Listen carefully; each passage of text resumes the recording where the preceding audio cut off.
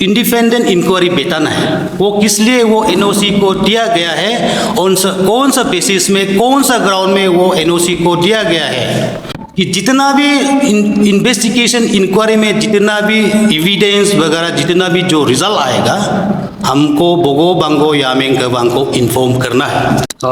Thank you so much हमारे पासीघाट के press club हमारे जो आज के जो इश्यू है जो मुद्दा है उसको कवर अप करने के लिए। आज हम आप लोग का सामने आया है regarding the land allotment proposal submitted by former deputy commissioners। हम लोगों ने एक रिप्रेजेंटेशन सबमिट किया था regarding cancellation of land allotment submitted by the deputy commissioner. उसको लेते हुए हम लोगों ने district land allotment land settlement revenue settlement office में एक आरटीआई फाइल किया था। तो उसका आरटीआई का जब हम लोग जो मिला तो उसमें बहुत सा सारा जो इरेगुलरिटीज हम लोग को दिखाई पड़ा और सबसे सीरियस वाला एक हम लोग का सामने आया है हमारा डिविजनल फॉरेस्ट ऑफिसर हमारे श्री हानो मुदा डीएफओ टेरिटरी, उन्होंने एक हारूनी जामो बोल के एक हमारा एक औरत है जो हमारे गोरलुंग से बिलोंग करता है, उसका फेवर में एक no objection certificate for allotment दिया गया है। और जब हम लोगों ने जो डॉक्यूमेंट्स को अच्छा से जब विस्तार से जब देखा तो जो जहाँ में एनओसी दिया गया है, जहाँ में जो लोकेशन है वो हमारा फॉरेस्ट डिपार्टमेंट का अंदर में ही आता है, under the jurisdiction of the DFO territory. और जो क्वार्टर का सामने वाला जो लोन एरिया है उसको एनओसी दिया गया है।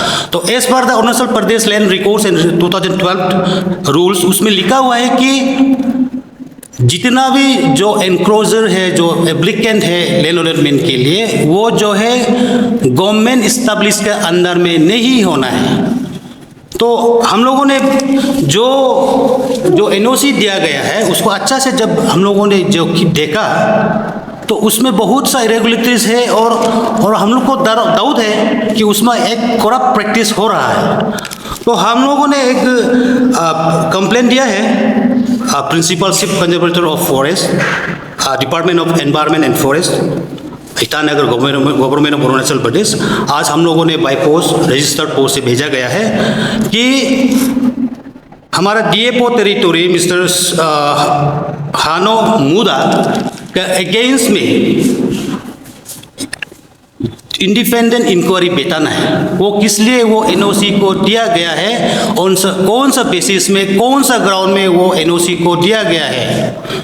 और सेकेंड नंबर है हमारा जब तक वो अगर इंक्वायरी जब तक चलेगा वो पासीघाट में रहना है, उसको ट्रांसफ़र पोस्टिंग और लीव छुट्टी वगैरह भी नहीं देना है।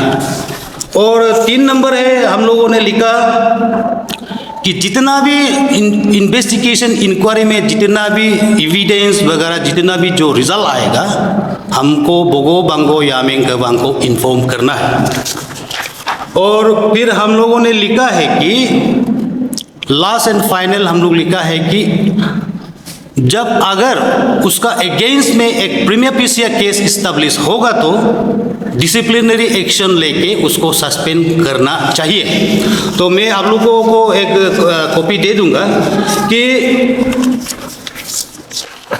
हम लोगों ने जो उसके लिए जो मुद्दा उठाया है, हम लोगों ने जो लैंड एनक्रोचमेंट के अगेंस्ट में मुद्दा उठाया गया है उसका अगेंस्ट में जो एनओसी है वो जाता है। तो हम हमारे जो हायर अथॉरिटी है principal of chief conservator of forest और हमारा government of Arunachal Pradesh as a whole कि हम लोग रिक्वेस्ट करता है, अपील करता है कि विद इन 7 डेज के अंदर में ये इंक्वायरी बताना है और जितना भी एविडेंस मिलेगा, जितना भी आपका फ्रेमी बेस से केस इस्टेब्लिश होगा हम लोग को सबमिट करना है। अगर हमारा हायर अथॉरिटी और government of Arunachal Pradesh with in 7 days का अंदर में स्टेप नहीं लेगा तो हम बोगो बांगो यामिंग कबांग का तरफ से हम लोग डेमोक्रेटिक मूवमेंट करना शुरू कर देगा। तो इसी के साथ मैं अपना प्रेस ब्रीफिंग समाप्त करता हूँ। Thank you so much.